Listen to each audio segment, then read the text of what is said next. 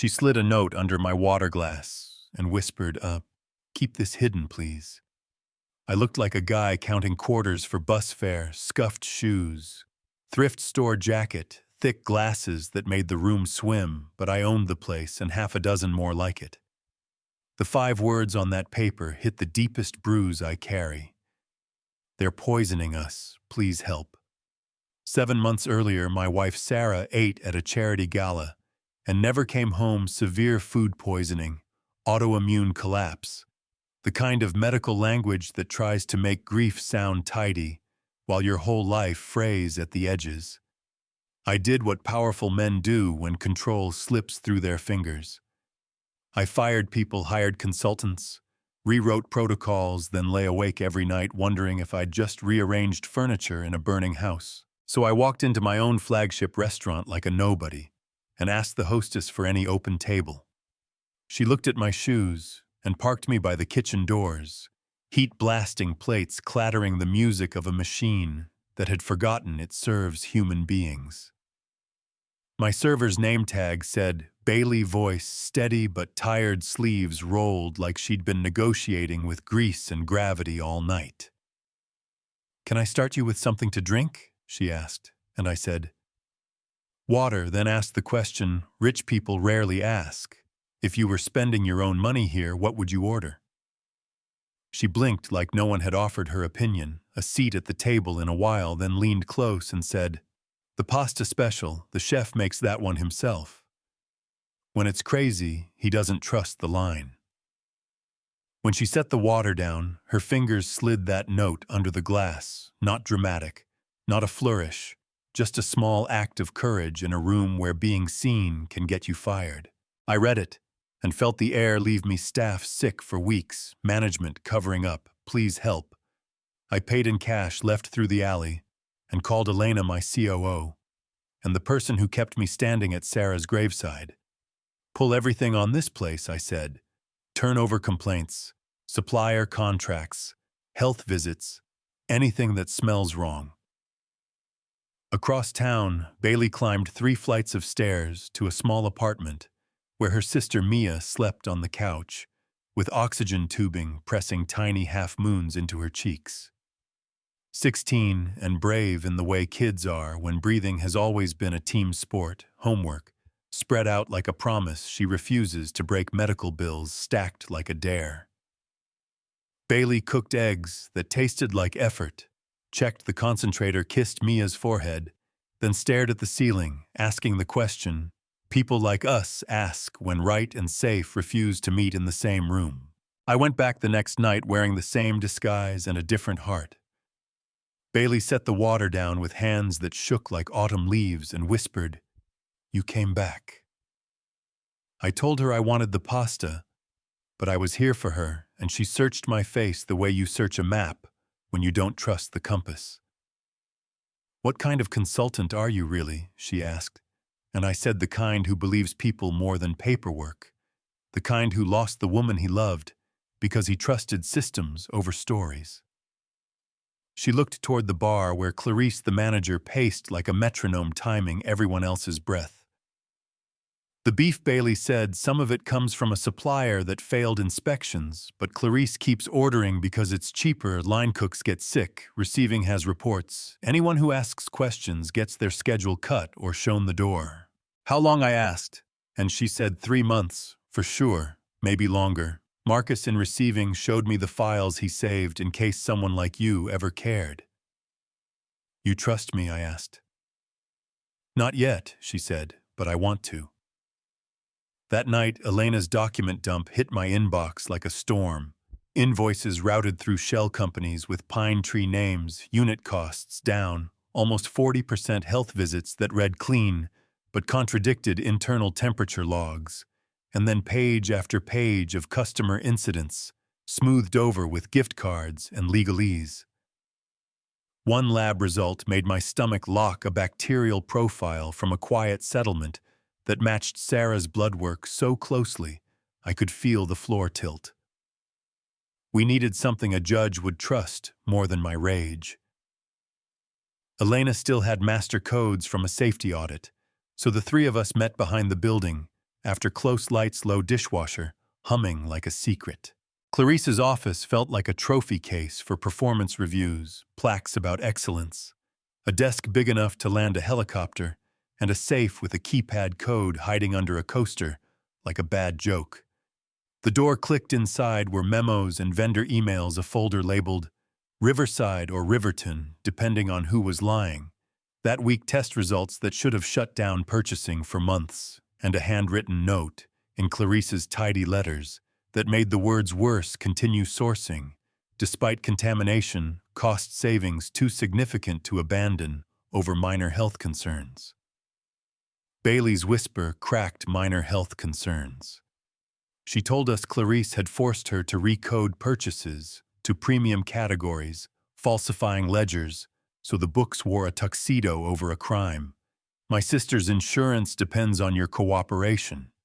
That was the line, and yeah, that happened. We took photos, bagged originals, and walked straight into the federal building, where Agent Rodriguez listened like a person who's stood on too many porches with bad news. He looked at Bailey, not me, and said, "Once you sign, this becomes public record. Are you ready for that?" Bailey sat up the way people do when they've stopped being afraid of themselves. "I'm ready if my sister is safe and people stop getting sick."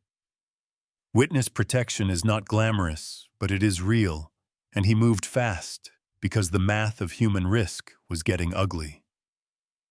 The raid came on a weekday morning, the way real justice does, quiet, efficient cardboard boxes, filling with servers and hard drives, while regulars tried to finish lunch without tasting panic. Clarice was cuffed at the back door, still insisting the season was to blame for everyone's stomachs. Agents moved through like white blood cells, chewing a sickness down to the root. Then came the twist. I didn't see coming.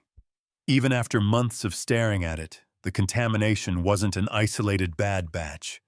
It was a network moving through multiple properties, invoices braided through shell companies, kickbacks dressed as consulting fees, and the bacterial strain threading it all together matched Sarah's records exactly. Another file hit like a slow wave. Independent specialists re-examined Patricia Thompson's death. Bailey's mother, and found the same chain food poisoning triggering an immune collapse that accelerated an existing condition until it took her linked to the same supplier web Clarice had been protecting for profit. Bailey went quiet, the way a room goes quiet, when the lights cut, then whispered, "She knew my story when she hired me, used it to control me." And I nodded, because there are no words that hold that much cruelty. Clarice pled 18 years, no parole hearing for 10 other managers, took bans that will keep them out of anyone's dinner. Forever suppliers met indictments with lawyers and learned the alphabet of RICO the hard way. Elena and I gutted our company to the studs. Surprise audits that are actually surprising. Third-party labs on retainer refrigeration sensors pinging public dashboards. A whistle line answered by humans who have actually clocked a prep shift and authority for any employee to halt service. If food safety smells wrong, no questions, no retaliation. Profits dipped, sleep improved. I'll take that trade all day.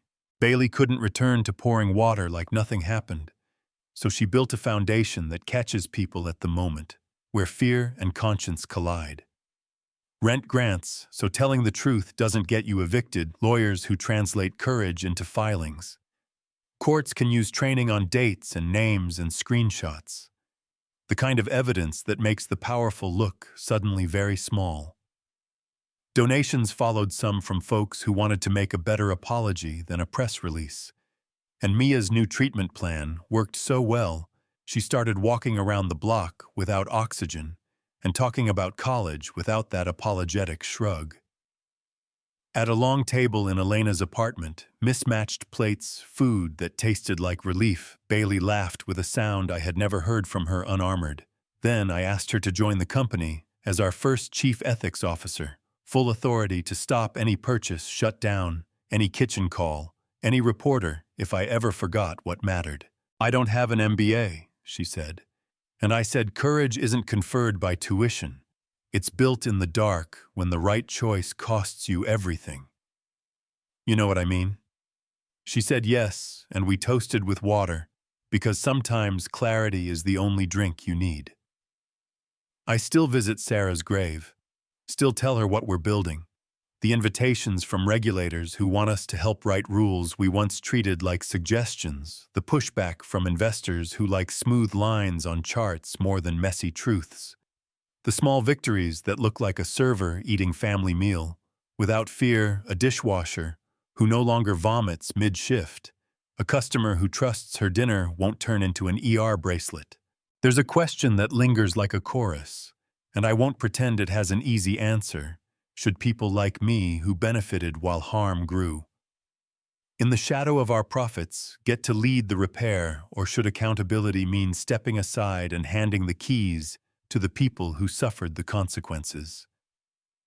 Maybe the honest path is this radical transparency power shared with workers who know the cold of a walk-in at 5 a.m., audits posted in the same font as our marketing authority to say stop placed in hands that touch the food, and a promise that when margins and lives argue, lives win, period.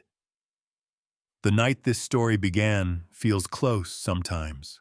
The water glass, the note, the room pretending nothing was wrong, while everything was. And it still stuns me that a folded square of guest check paper saved more lives than a dozen board meetings. I'm not the hero here. I'm the man who finally understood that control and responsibility are not the same thing, and that the bravest voice in the building might be the one that asks for help in a whisper. If you've watched this far, I want to hear you did going undercover cross a line, or was it the only way to cut through the noise? Do you believe the powerful can make amends by rebuilding the systems they broke? Or should they step aside so others can lead? Have you seen corners cut where you work, and what happened when you spoke up? Drop your take in the comments. Argue with me if you need to share this with someone who needs a nudge toward courage. And if you've got a story like Bailey's or Mia's or Marcus's, tell it. Because sunlight saves lives, and the truth only gets heavy when we carry it alone.